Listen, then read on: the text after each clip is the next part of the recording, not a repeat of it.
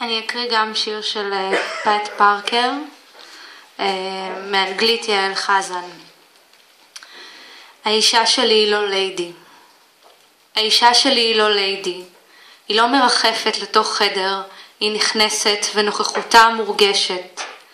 היא לא מצמצמת את עצמה, היא תופסת את המקום כולו. היא לא מתכבדת בארוחות, היא אוכלת סובה. האישה שלי היא לא ליידי. היא מוכרת כאחת שמדברת בקול רם, שמחטטת באף, שנתקלת במדרכה, שמקללת את החתולים שלה, שמקללת אותי, שצועקת גסויות לעבר גברים, שצובעת חדרים, שמתקנת בתים, שסוחבת אשפה, שמשחקת כדורסל, ועוד הרבה דברים שהם לא יאים לליידי.